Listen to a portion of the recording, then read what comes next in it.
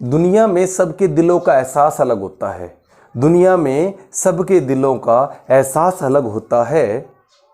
दुनिया में सबका व्यवहार अलग होता है। दुनिया में सबका व्यवहार अलग होता है। आंखें तो होती है सबकी एक जैसी, आंखें तो होती है एक जैसी सबकी, पर देखने का अंदाज अलग होता है। पर देखने का अंदाज अलग होता है। नमस्कार बच्चों, मैं सुमित केडी आपके अपने channel Sumit KD physics classes में आपका स्वागत करता हूं। और आज हम पढ़ने वाले हैं force and laws of motion की सेकंड क्लास। लास्ट क्लास हमने डिस्कस करा था फोर्स के बारे में, फोर्स के टाइप्स के बारे में, कि फोर्स क्या होता है, इफेक्ट के बारे में पढ़ा। उसके बाद में हमने पढ़ा उसके टाइप्स की अगर हम बात करें तो टाइप की अगर हम बात करें तो बैलेंस फोर्स था और अनबैलेंस फोर्स था। जिन बच्चों ने ये क्लास नहीं देखी है, सबसे पहला काम आपका यही है कि इस वीडियो को देखने के बाद में इन क्लास को जरूर देखें ताकि आपके कंसेप्ट क्लियर हो जाए। आज हम पढ़ने वाले हैं लॉज ऑफ मोशन। क्या पढ़ने वाले हैं भाई? Laws of motion. देखो, न्यूटन एक साइंटिस्ट है, फादर ऑफ फिजिक्स कहा जाता है। उन्होंने कुछ लॉज दिए, लॉज ऑफ मोशन। हमने मोशन तो पढ़ लिया कि जब एक बॉडी एक जगह से दूसरी जगह जाती है, अपने पोजीशन को चेंज करती है विद इट्स सराउंडिंग, उसको आप मोशन कहते हैं। अब लॉज ऑफ मोशन, तो न्यूटन ने क्या बताया लॉज ऑफ मोशन? न्यूटन ने 3 लॉ दिए। तो फर्स्ट लॉ अगर हम डिस्कस करें, न्यूटन ने मोशन से रिलेटेड 3 लॉ दिए। पहला लॉ है, उसका नाम है फर्स्ट लॉ ऑफ मोशन। जो पहला लॉ ऑफ मोशन है उसके बारे में डिस्कस कर लेते हैं। सबसे पहले हम क्या होता है first law of motion. Newton ने क्या कहा है? ए बॉडी एट रेस्ट, ध्यान देना भाई, ए बॉडी इंपॉर्टेंट 3 लॉ है, तीनों में से एक तो पक्का आता है हर एग्जाम में। A body at rest remain at rest, remain at rest. क्या बताया? A body at rest remain at rest, यानी कि कोई बॉडी है वो रेस्ट पे है तो रेस्ट पे रहेगी। जैसे मैं यहां खड़ा हूं, वैसे मान लो कि ये मार्कर है, मैं इस मार्कर को कहीं रख देता हूं, यहां रख दिया आपके सामने, तो ये अब रेस्ट पे ही रहेगा हमेशा।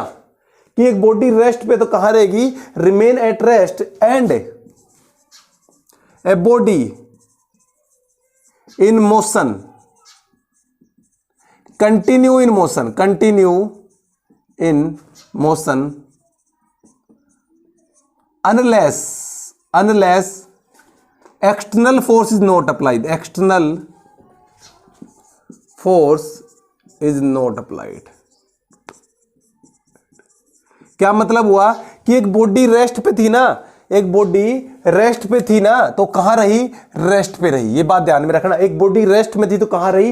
रेस्ट पे रही। और एक बॉडी मोशन में थी ना तो कहां रही? कंटिन्यू इन मोशन, यानी मोशन में है तो किसमें रहेगी? मोशन में रहेगी। कब तक? अनलेस, मतलब जब तक है जान है, जब तक external force is not applied, मतलब जब तक कि कोई बाहरी फोर्स, जब तक कि कोई बाहरी फोर्स ना लगाया जाए वो अपनी कंडीशन को चेंज नहीं करती, अपनी जैसी पोजीशन है उसको ऐसी रहती है। और उसी को हम बोलते हैं इनर्टनेस। क्या बोलते हैं? इनर्टनेस, या इसको हम एक नाम और बोलते हैं इनर्सिया। क्या बोलते हैं? इनर्सिया। अभी बाद में डिस्कस कर लेंगे इनर्सिया के बारे में। दोबारा समझिए, जैसे ये मार्कर है, मैंने यहां रख दिया, ये तो भाई क्या कर दिया मैंने? मार्कर को यहां रख दिया, तो मैंने कहा a body at rest remain at rest, ये देखो रेस्ट पे है, जब तक कि कोई बाहरी फोर्स न लगाई यार। तो ये मैंने इसको उठाया, बाहरी फोर्स लगा के ले आया उठा के। तो हमने क्या कहा कि एक बॉडी रेस्ट में है तो रेस्ट में रहेगा। आपके क्लास में बेंच पड़ी हुई है, अब तो क्या वो बेंच अपने आप चल के जाएंगे कहीं पे? बताओ, जाती है क्या? ये आपके घर में चेयर है, आप क्या करते हो? चेयर को उठा के साइड में रख देते हो, यानी कि you are applying the external force. क्या लगा रहे हो आप? एक्सटर्नल फोर्स लगा रहे हो जिसकी वजह से कोई भी चीज मूव करती है। अब बात करते हैं मोशन की। जब कोई चीज मोशन में है तो किस में रहेगी? मोशन में। बोलोगे सर हमारी साइकिल तो ऐसा नहीं करती है। हम साइकिल चलाते हैं और साइकिल चलाते तो क्या होता है कि हम पेडल मारना छोड़ते हो तो रुक जाती है जाके। बिल्कुल सही बात है, मैंने ये नहीं कहा क्यों नहीं रुकती है, रुकती है, लेकिन भाई साहब उसमें भी एक एक्सटर्नल फोर्स आ रहा है। यानी कि जब साइकिल पे आप पेडल मारना छोड़ देते हो तो उसको अपोजिट डायरेक्शन में एक फ्रिक्शन काम कर रहा होता है। तो फ्रिक्शन किसका काम कर रहा है? एक्सटर्नल फोर्स को रोकने के लिए। एयर उसके अपोजिट डायरेक्शन में जब हम भागते तो एयर हमें अपोजिट डायरेक्शन में चलती है, वो भी तो काम कर रही है। तो एयर और friction are opposing the force.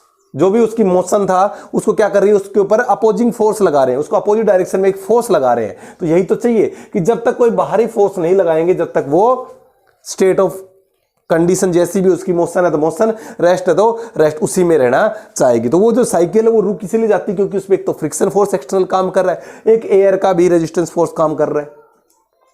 तो एयर भी रोक रही है, फ्रिक्शन भी रोक रहा है, इसलिए वो क्या कर जाती है, रुक जाती है। तो हमें कंफ्यूज नहीं होना कि साइकिल क्यों रुक जाती है, जबकि सर ने तो पढ़ाया था, न्यूटन ने भी बोल दिया कि भाई जो कोई मोशन में है तो मोशन में रहती है। तो भाई इसी प्रॉपर्टी को हम इनर्शिया कहते हैं। क्या बोलते हैं, इनर्शिया। अब इनर्शिया की डेफिनेशन भी लिख लेना। न्यूटन फर्स्ट लॉ जो एक्चुअली में ड्राइव हो क्या है ना, ये तो दिया न्यूटन ने। किसने दिया, न्यूटन ने। लेकिन न्यूटन से पहले इसके बारे में गैलीलियो ने बताया था। किसने बताया, गैलीलियो नाम तो सुना होगा साइंटिस्ट का। गैलीलियो ने सबसे पहले इनर्शिया के बारे में जिक्र करा था। किसके बारे में जिक्र किया, इनर्शिया। आप कहोगे जी इनर्शिया क्या है, तो इनर्शिया को देसी भाषा में बोलूं तो पता क्या है, ढीठ है, ढीठपना। इनर्शिया क्या है कि ढीठपना है, मतलब इनर्ट है, अक्रिय है, क्रिया ही नहीं करेगा, पड़ा रहेगा जैसा पड़ा रहना है। भाई अब मैं कितनी कोशिश कर लो, अब अगर आप थोड़ी सी भी इंप्रूवमेंट नहीं दिखाओगे तो आपको क्या कहा जाएगा कि भाई इनर्ट हो, ये कुछ कर ही नहीं रहा, हम कितनी मेहनत इसके पीछे लगा रहे। तो इनर्ट ये वही है, इनर्शिया वही चीज है कि जब किसी बॉडी को जैसी कंडीशन में वो वैसा ही रहना चाहती है। इट इज द, लिख देता हूं मैं इसकी definition, it is the property of material, it is the property of material which resist to change itself। मतलब अपने आप को क्या करना चाहेगी, चेंज को रोकना चाहेगी। तो it is the property of material which resist to change itself, यानी कि जो इसकी इट सेल्फ, यानी कि अगर ये स्टेट ऑफ रेस्ट में थी तो रेस्ट में ही रहना चाहेगी, अगर स्टेट ऑफ मोशन में थी तो मोशन में ही रहना चाहेगी, या किसी डायरेक्शन में जा रही थी तो उसी डायरेक्शन में रहना चाहेगी। समझ रहे हो कि ये एक प्रॉपर्टी होती है किसी मटेरियल की जो क्या करेगी, रेजिस्ट करेगी, रोकेगी। रेजिस्ट का मतलब होता है रोकना, चेंज इन इटसेल्फ, अपनी बॉडी के अंदर जो भी चेंजमेंट आएगा उस चेंज को रोकने की प्रॉपर्टी ही इनर्शिया कहलाती है। अपनी अंदर की जो चेंज को रोकने की प्रॉपर्टी ही इनर्शिया कहते हैं। जैसे कि अब एक बॉडी रेस्ट पे, तो कहां रहना चाहती है, रेस्ट पे, जब तक उसमें कोई भारी फोर्स नहीं लगाते। तो आपका जो बेंच है, जो मैं अब एग्जांपल दे रहा था, वो वहीं रहना चाहती है ना, जब तक उसमें कोई भारी फोर्स नहीं लगाया। तो उसको हमने नाम दिया इनर्शिया ऑफ रेस्ट। अगर कोई बॉडी मोशन में, तो मैंने कहा मोशन में ही रहना चाहती है जब तक कि उसमें कोई भारी फोर्स न लगाया जाए। साइकिल का एग्जांपल दिया था, उसको रुक जाती है, कारण था क्योंकि फ्रिक्शन आ रहा है, एयर का फ्रिक्शन आ रहा है, तो मोशन में रहना चाहती है, तो इनर्शिया ऑफ मोशन हो गया। डायरेक्शन, जिस डायरेक्शन में हम बॉल को फेंकते हैं, ये नहीं कि आधे रास्ते में गई और ऐसे मुड़ जाएगी, ऐसे फेंका और ये इधर चली गई अपने आप, जिस डायरेक्शन में हमने फेंका उसी डायरेक्शन में आपकी बॉल गई। तो यानी कि इनर्शिया के 3 पार्ट हो गए। इनर्शिया कितने पार्ट हो गए, 3 पार्ट हो गए। Inertia of rest, inertia of motion और इनर्शिया ऑफ डायरेक्शन। इन्हीं तीनों लॉ से तैयार करा गया न्यूटन का फर्स्ट लॉ। न्यूटन ने कहा इन तीनों को कंबाइन करके body at rest remain at rest, rest वाला आ गया। A body in motion in continue in motion unless an external force नहीं अप्लाइड। इसमें एक बात और जोड़ दी गई थी न्यूटन ने कि a body move in a particular direction will continue in that direction, मतलब जिस डायरेक्शन में वो जा रही है उसी डायरेक्शन में जाएगी। इन्हीं तीनों लॉ से इनर्शिया के किसने दिया, इनर्शिया का लॉ गैलीलियो ने दिया। किसने दिया भाई, गैलीलियो ने दिया भाई। किसने नाम दिया, गैलीलियो, याद कर लेना, गैलीलियो ने दिया। और न्यूटन के जो लॉ है, ये जो मोशन के लॉ है, ये किसने दिए, न्यूटन ने दिए। तो इनर्शिया के बारे में जिक्र करा। इनर्शिया के बारे में बात करूं तो इनर्शिया इज द प्रॉपर्टी, या इनर्शिया डिपेंड ऑन मास। किस पे डिपेंड करता है, इनर्शियल प्रॉपर्टी क्या है, मास। मतलब ये हुआ कि जो जितनी ज्यादा हैवी बॉडी होगी, जितनी ज्यादा हैवी बॉडी होगी उसका इनर्शिया भी उतना ही ज्यादा होगा भाई। समझ रहे हो कि कोई बॉडी है, मान लो एक ट्रक है और एक कार है, आपको मूव करवाना एक्सटर्नल फोर्स लगा के। तो कार को मान लो आपने 100 न्यूटन फोर्स लगाया, 100 चलो 1000 न्यूटन लगाया फोर्स, तो मूव कर गई। अब ट्रक के पास गई वही 1000 न्यूटन फोर्स लगा के, कितना 1000 न्यूटन का फोर्स लगा के ट्रक के पास गया, आप ट्रक को फोर्स लगा, क्या मूव करेगा, नहीं करा। क्यों, क्योंकि उसका इनर्शिया क्या है, जो अपने आप को रोकना चाहिए। वो रेस्ट पे था तो किस में रहना चाहेगा, रेस्ट पे। आप 1000 न्यूटन लगा के उस पर फोर्स लगा रहे हो, क्या फर्क पड़ा, नहीं पड़ा। इसका मतलब किस पे डिपेंड कर रहा है? मास पे, कि जितनी ज्यादा मास होगा उतना ही उसका इनर्शिया ज्यादा, हल्की बॉडी होगी उसका इनर्शिया कम रहेगा, ज्यादा बॉडी रहेगी, हैवी बॉडी रहेगी तो उसका इनर्शिया ज्यादा रहेगा। क्लियर होगी बात? इसे किससे नापा जाता है? मीजर कैसे होता है? मीजर तो उसके मास से इनर्शिया का मेजरमेंट होता है कि जितना ज्यादा मास उतना ही ज्यादा इनर्शिया। आई होप अब ये आपको समझ में आ गया होगा। उसके बाद में हम बात करें, अब हम बात करें तो हम एवरीडे लाइफ में फर्स्ट लॉ ऑफ मोशन या इनर्शिया, गैलीलियो का इनर्शिया लॉ, उसके बारे में डिस्कस करेंगे कि हमारी एवरीडे लाइफ में कैसे कैसे क्या क्या होता है। तो सबसे पहले अगर हम बात करना चाहें,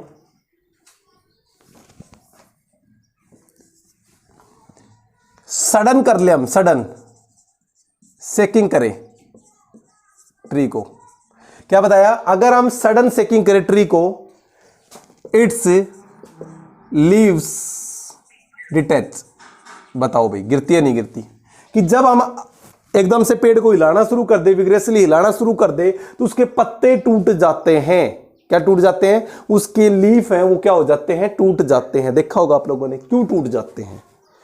तो किस कारण से टूट जाते हैं? शुरुआत में पत्ते किस पे थे? रेस्ट पे। तो इसको हम बोल लेंगे इनर्शिया ऑफ रेस्ट। किसकी वजह से? इनर्शिया ऑफ रेस्ट भाई।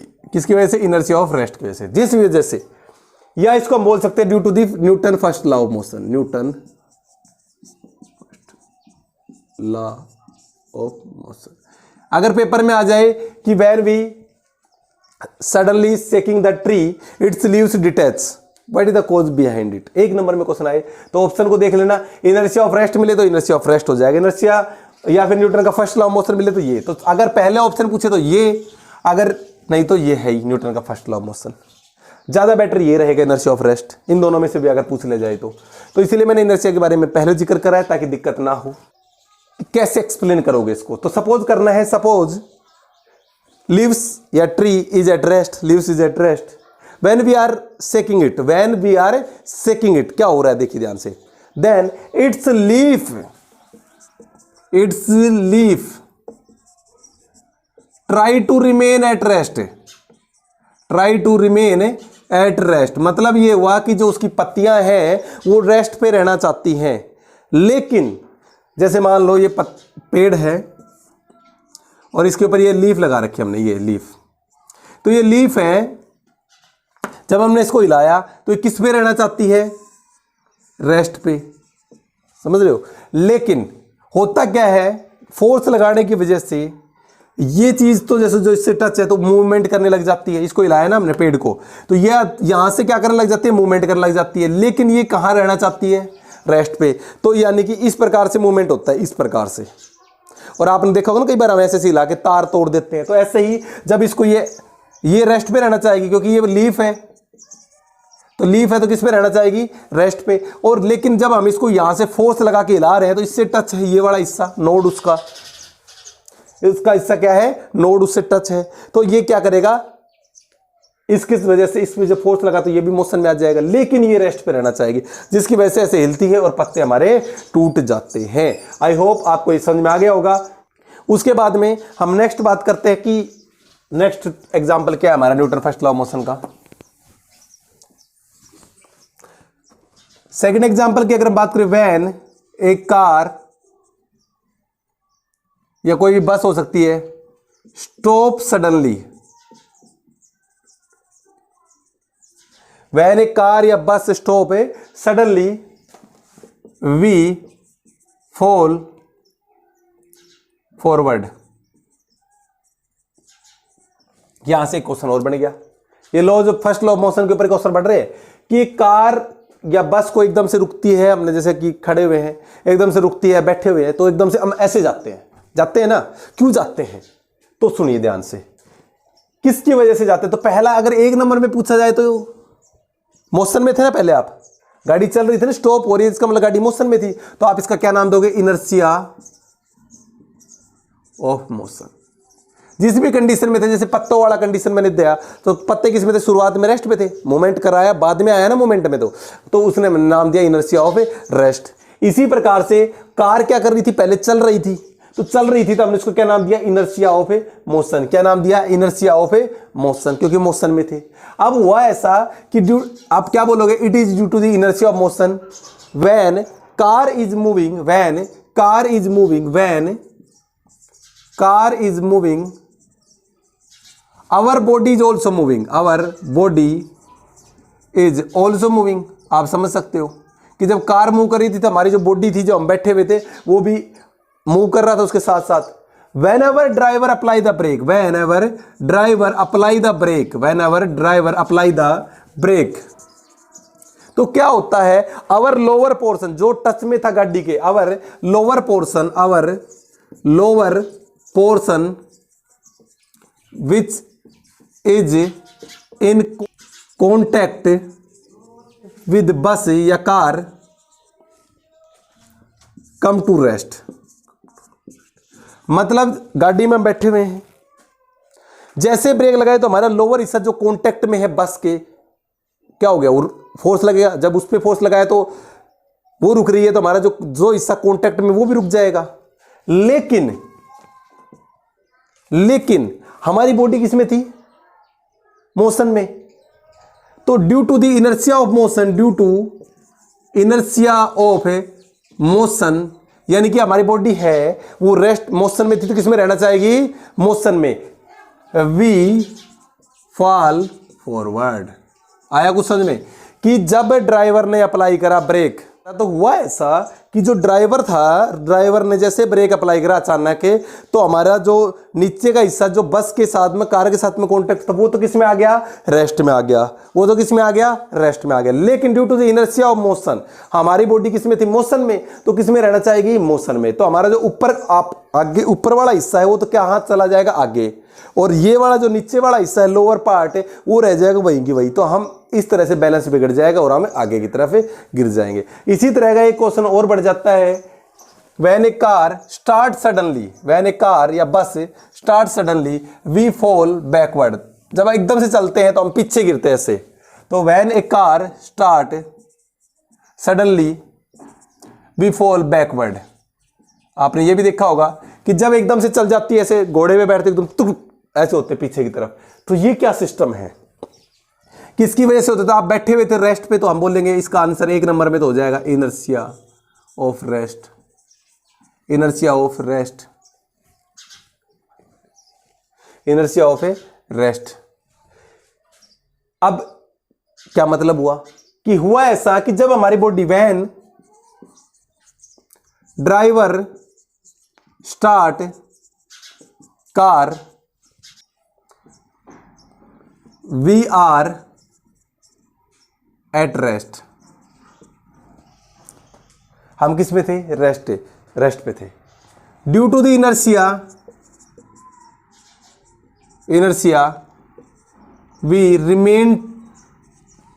वी ट्राई टू रिमेन कर दो, we try to remain at rest.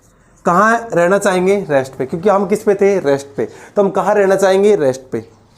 अब हुआ कैसा कि व्हेन एवर कार स्टार्ट, जब कार स्टार्ट हुई तो हम किस पे थे, हम रेस्ट पे थे, और हम कहाँ रहना चाहेंगे, रेस्ट पे। लेकिन our lower part contact with car, जो हमारा लोअर हिस्सा था वो कॉन्टैक्ट में था किसके, कार के। अब वो क्या कर रहा है, वो किस में आ गया, मोशन में आ गया। जो लोअर पार्ट है वो किस में आ गया, मोशन में, क्योंकि कार चलनी शुरू हो गई। तो जो ये नीचे वाला हिस्सा है वो किस में आ गया, मोशन में। लेकिन इनर्शिया ऑफ रेस्ट की वजह से जो हमारा अपर पार्ट है, अपर पार्ट है, वो क्या रहेगा, try to remain at a rest. तो क्या करना चाहेगा, हमारा जो अपर पार्ट है वो try to remain at a rest. जो ऊपर का हिस्सा तो किस में रहना चाहेगा, रेस्ट में। जैसे बॉडी है तो इसका जो नीचे का हिस्सा है वो तो किस में रहना चाहेगा, ऊपर। देखिए, तो ये बॉडी है हमारी। तो बॉडी की अगर आप बात करें तो जो अचानक स्टार्ट करता, पूरी बॉडी रेस्ट पे थी, लेकिन जैसे ही वो फोर्स लगता है गाड़ी के ऊपर तो ये तो किस में आ जाता है, मोशन में। लेकिन ये तो डायरेक्टली कांटेक्ट में है नहीं, तो ये किस में रहना चाहेगा, इनर्शिया ऑफ रेस्ट की वजह से रेस्ट में रहना चाहेगा। तो ये पार्ट आगे चला जाएगा, ये वहीं रह जाएगा। तो ये इस प्रकार से ओके, और ये गिर जाएगा।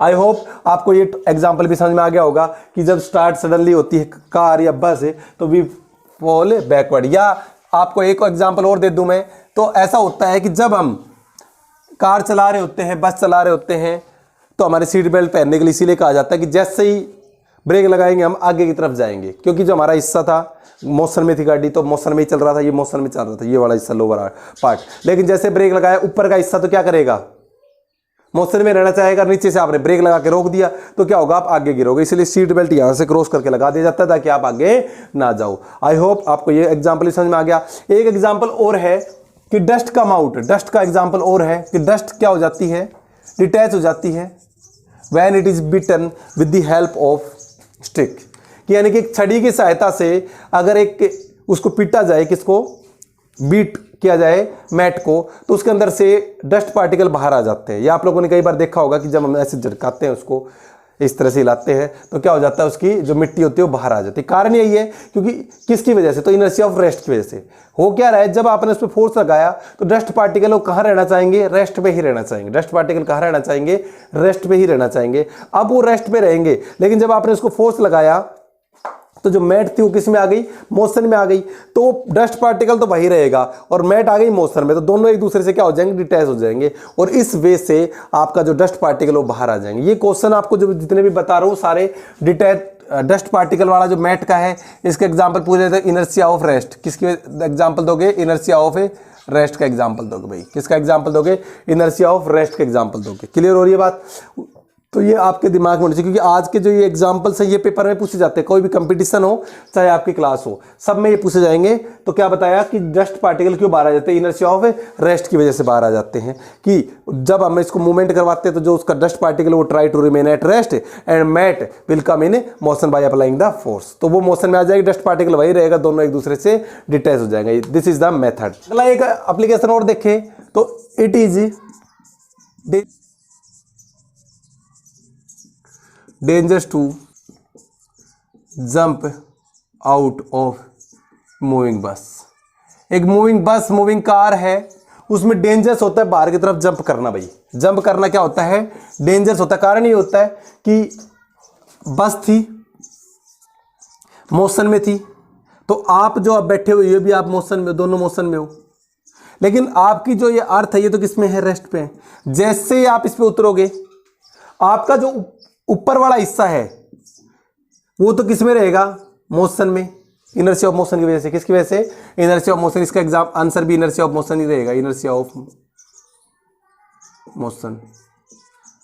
तो ये जो पार्टिकल ऊपर का जो हिस्सा हमारा, जैसे हम उतरेंगे, तो जैसे हम नीचे उतरे बस के अंदर से, तो हमारा जो लोअर पोर्शन है ये कॉन्टेक्ट में आ जाएगा अर्थ के, तो ये किस में आ जाएगा, रेस्ट में। लेकिन due to the inertia of motion हमारा जो अपर पार्ट हो किस में रहेगा, मोशन में होगा। तो आप बताओ, ऐसे है, ये वाला पार्टिकल आगे चला गया, ये वहीं रह गया, तो क्या होगा, गिर गए नीचे, दांत तुड़वा लेंगे, फॉल हो जाएंगे, गिर जाएंगे फॉरवर्ड। तो ये भी क्वेश्चन पूछा जाता है कि it is dangerous to jump out from the moving bus. बोलेंगे it is due to the inertia of motion when a man jump from the bus, its lower part come to the rest, but due to the inertia of motion his upper body, his या her upper body will continue in motion and at the result of that we will fall forward। जो Newton का first law हमने पढ़ा है, Newton के first law के बारे में अगर हम बात करें तो न्यूटन का फर्स्ट लॉ ने हमें एक डेफिनेशन दे दी है फोर्स की। न्यूटन के फर्स्ट लॉ गिव्स, या लिख दो न्यूटन फोर्स की डेफिनेशन हमें बताई ना, पुश और पुल। तो मैंने कहा था कि आगे चल के हम पढ़ेंगे, तो आप सुन लो न्यूटन की असली डेफिनेशन, सॉरी फोर्स की असली डेफिनेशन, ओरिजिनल डेफिनेशन। तो Newton first law gives definition of force, कि जो न्यूटन का पहला नियम है वो डेफिनेशन देता है किसकी, फोर्स की डेफिनेशन देता है। भाई यहां तक क्लियर हुआ। अब क्या डेफिनेशन देता है वो लिखे, इट सेज दैट, क्या डेफिनेशन देता है न्यूटन की फर्स्ट लॉ की, फोर्स की डेफिनेशन। अब लिखो भाई न्यूटन के लॉ के अकॉर्डिंग, इट सेज दैट क्या कहता है, ए force is something, A force is something, एक फोर्स समथिंग होता है, ए force is something which change or tends to change, which change or tends to change state of rest or motion। ठीक बेटा, तो ये फोर्स की डेफिनेशन हो गई। न्यूटन के फर्स्ट लॉ ने क्या दे दी, डेफिनेशन दे दी कि it says that a force is something which change और tends to change the state of rest और मोशन, यानी कि या तो चेंज करेगा या ट्राई करेगा रेस्ट को, मोशन की जो स्टेट में था ना कोई भी बॉडी, वो उसकी कंडीशन को क्या करना चाहेगा, चेंज करना चाहेगा, वो क्या होता है, फोर्स होता है। तो पुश और पुल के अलावा ये डेफिनेशन भी आपकी अच्छी है। उसके बाद में एक छोटी सी बात और लिख देते हैं मोमेंटम के बारे में। किसके बारे में, क्योंकि न्यूटन का सेकंड लॉ पढ़ने से पहले हमें मोमेंटम के बारे में जरूर पता होना चाहिए क्या होता है मोमेंटम।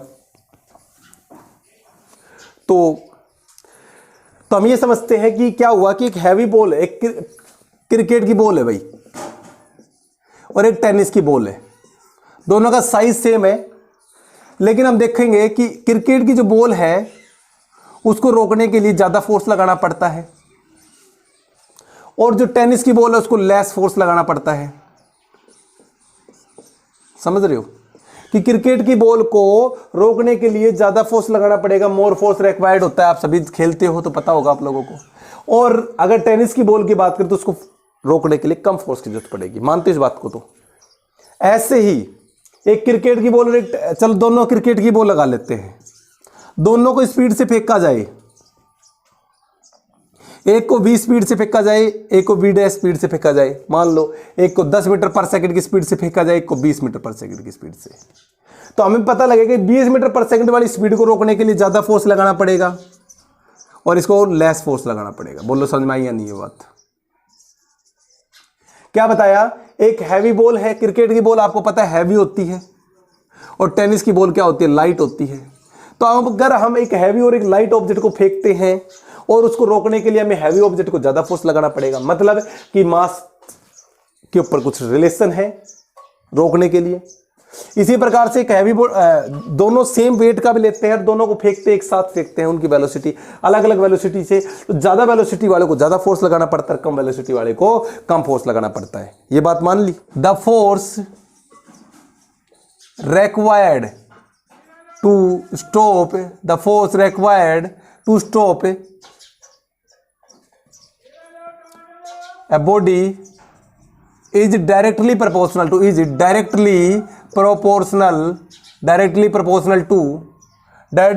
to mass।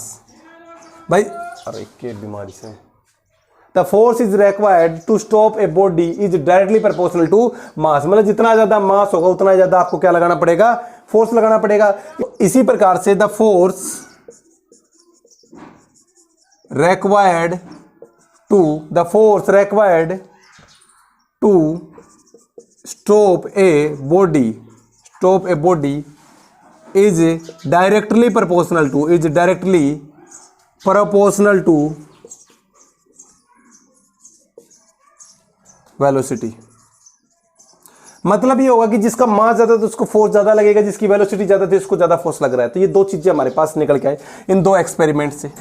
ये तो आपने सबने देखा कि हैवी बॉल है उसको रोकने के लिए ज्यादा फोर्स लगाएंगे, लाइट बॉल को रोकने के लिए कम फोर्स लगाओगे। इसी प्रकार से एक स्पीड से चल रही होगी उसको ज्यादा फोर्स लगाओगे, कम स्पीड से चल रही होगी उसको कम फोर्स लगाओगे। यहां तक क्लियर है? अब यहां से हमें क्या पता लगा,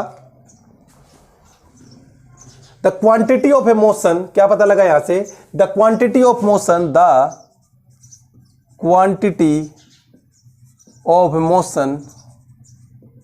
डिपेंड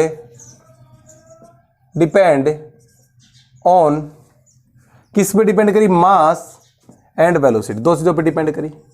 और उस क्वांटिटी ऑफ मोशन को नाम दिया गया मोमेंटम। क्या नाम दिया गया भी? मोमेंटम।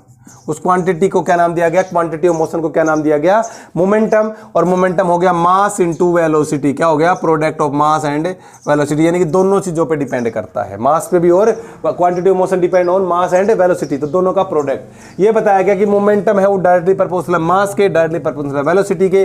तो मोमेंटम का सिंबल हो गया P, और ये हमारे पास फॉर्मूला पड़ेगा P = m/v। इसकी डेफिनेशन लिखना चाहो तो लिख सकते हो, मोमेंटम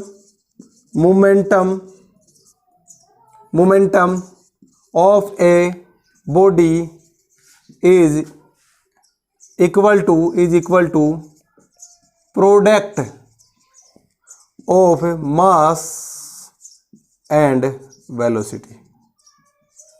तो जो मोमेंटम है वो प्रोडक्ट है मास एंड वेलोसिटी की। अगर इसकी बात करें मोमेंटम कैसी क्वांटिटी, तो लिख देना भाई वेक्टर क्वांटिटी, क्योंकि इसमें वेलोसिटी आ रही है तो कैसी क्वांटिटी है, वेक्टर क्वांटिटी है। मोमेंटम की ऐसा यूनिट की बात करें तो भाई मोमेंटम मीटर की, ये क्या है, मास की होती है, आप सभी जानते हो। मास की ऐसा यूनिट क्या होती है, किलोग्राम, जिसको याद नहीं याद कर लेना। ऐसा unit of A mass is a kilogram, तो क्या होती है भाई, किलोग्राम, याद कर लेना। केजी और वेलोसिटी की पढ़ा चुको मीटर पर सेकंड, तो ये इसकी ऐसा यूनिट हो जाएगी, ऐसा यूनिट, ठीक है बेटा। तो आप याद कर सकते हो। सीजीएस यूनिट याद करो तो क्या हो जाएगा, ग्राम सेंटीमीटर पर सेकंड, क्या हो जाएगा, ग्राम सेंटीमीटर पर सेकंड, ये सीजीएस हो जाएगी। कैसी क्वांटिटी है, वेक्टर क्वांटिटी है। आई होप आपको ये बातें समझ में आ रही होगी। Momentum mass and velocity, momentum is equal to the product of mass and velocity. कई बार क्वेश्चन पूछता है कि मोमेंटम कैसी क्वांटिटी, तो बोलोगे वेक्टर क्वांटिटी। ऐसा यूनिट पूछे तो क्या बताओगे, किलोग्राम मीटर पर सेकंड। सीजीएस यूनिट होगी ग्राम है सेंटीमीटर पर सेकंड। हर बॉडी में क्या होता है कि मोमेंटम होता है अगर उसके अंदर मास और वेलोसिटी है तो। अगर उसके अंदर मास और वेलोसिटी है तो उसके अंदर क्या होगा, मोमेंटम होगा। मान लो वेलोसिटी 0 है तो मोमेंटम कितना हो जाएगा, अगर वेलोसिटी 0 है तो उसका मोमेंटम क्या हो जाएगा, 0। मास 0 है तो उसका मोमेंटम क्या हो जाएगा, 0। तो इस प्रकार से हम कह सकते हैं कि मास और वेलोसिटी का प्रोडक्ट में से कोई सी भी 0 होगी तो उसका मोमेंटम क्या हो जाएगा, 0 हो जाएगा। जैसे कि कराटे प्लेयर क्या करता है, कराटे प्लेयर क्या करता है कि वो इतने पाइल्स एक साथ रखे होते हैं, उनको ऐसे मार के तोड़ देता है। क्या कारण है उसके पीछे, बताओ भाई। तो कारण ये है क्योंकि वो बहुत तेज गति से अपने हाथ को चलाता है, बहुत तेज गति से चलाता है, तो वेलोसिटी ज्यादा होने की वजह से उसका मोमेंटम क्या हो जाता है, ज्यादा हो जाता है। चला दिया, चलाने की वजह से ज्यादा वेलोसिटी की वजह से वो क्या हो रहा है, force required to stop a moving, तो उसको मतलब उसको रोकने के लिए ज्यादा फोर्स चाहिएगा। तो यहां से जब वो लगेगी तो क्या होगा, उसके ऊपर ज्यादा फोर्स अप्लाई होगा, मोमेंटम ज्यादा होने की वजह से उस पर ज्यादा फोर्स अप्लाई होगा, इसलिए वो सारी टूट जाती है। तो ये एक कराटे प्लेयर का एग्जांपल था। तो आई होप आपको आज की क्लास समझ में आ गई होगी। कोई अगर कोई टॉपिक समझ में नहीं आया तो कमेंट करके जरूर बताना, हम दोबारा बता देंगे। अगली क्लास में आपको मिलेंगे न्यूटन के सेकंड लॉ और थर्ड लॉ के साथ में। तब तक के लिए सेफ रहिए। Thank you and have a good day.